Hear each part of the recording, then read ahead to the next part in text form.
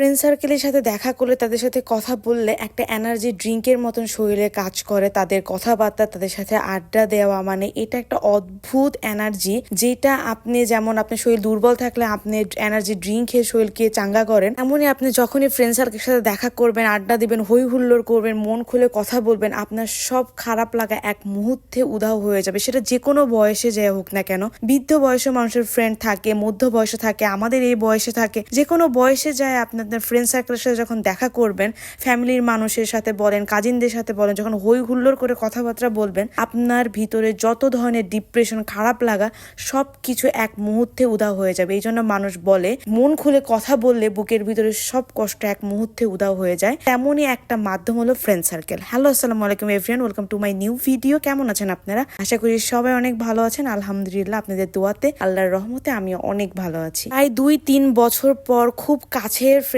সার্কেলদের সাথে একসাথে আড্ডা দিব। সেই স্কুল লাইফের ফ্রেন্ড সার্কেল, সবার সাথে মাঝে মাঝেই দেখা হয়, কিন্তু সবাই মিলে আড্ডা দেওয়াটা হয় না, কেউ না কেউ মিসিং থাকে। বাট এখানেও 2-3 জন মিসিং আছে, বাট খুব কাছের যে ফ্রেন্ড সার্কেলগুলা, সেগুলো সবাই উপস্থিত ছিল। আর এটা ভেবে অনেক বেশি ভালো লাগছিল যে অনেক দিন পর ফাইনালি সবার সাথে দেখা হবে।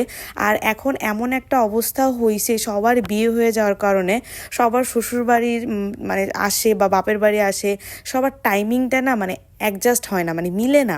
কেউ বলে যে আমি অমুক দিন চলে যাব, কেউ বলে আমার কাজ আছে, মানে সব মিলায় সবার সাথে একসাথে দেখাটা হয় না। যেদিন আমরা ফাইনাল করি যে আমরা আজকে দেখা করব, সেই দিন এত পরিমাণ বৃষ্টি ছিল বাহিরে, কি আর বলবো। শেষ পর্যন্ত একটা দোকানে আমরা আশ্রয় নেই, মানে বাহিরে যেখানেই দাঁড়াইছিলাম সেখানেই বৃষ্টি পড়ছিল গায়ে, তাই এই দোকানটায় আমরা চুপচাপ বসেছিলাম। তারপর সবাই আসার পর একটা পছন্দ করে একটা রেস্টুরেন্টে ঢুকি, আর ঢোকার পর তো মানে রেস্টুরেন্টের ছাদ পর্যন্ত উড়ে যাচ্ছিল। এত পরিমাণ আমরা মানে লাউডলি কথা বলতেছিলাম। আমার বাহিরের এই ভয়েসটা নেওয়া হয় নাই, নিলে বুঝতে পারতেন যে এখানে কি হচ্ছিল।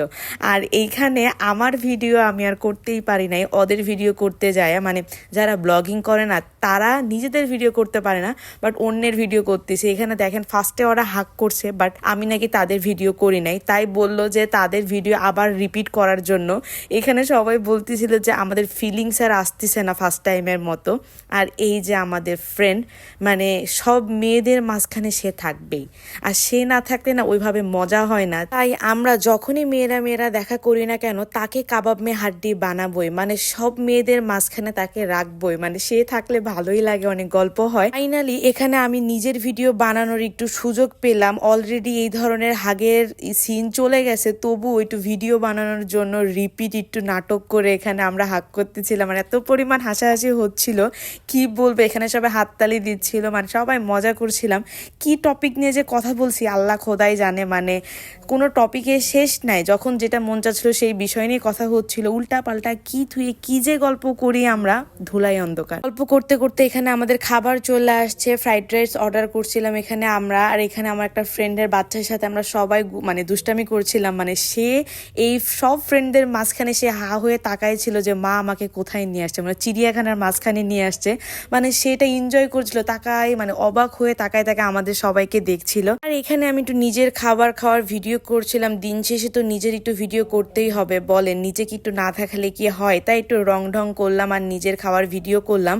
এখানে আরো অনেক ফ্রেন্ডরাই মিসিং ছিল, যাদের অনেক মিস করতেছিলাম, মানে তাদের কথা বলতেছিলাম। যেমন তাহমিনা, দিনা, নুসরাত, আইরিন, জান্নাতুল, ইরা, এই ফ্রেন্ডগুলোকে অনেক মিস করতেছিলাম। ওরা সবাই থাকলে আসলে আরো বেশি ভালো লাগতো। কিছু ইন্টার লেভেলের ফ্রেন্ড ছিল, কিছু এসএসসি লেভেলের ফ্রেন্ড ছিল।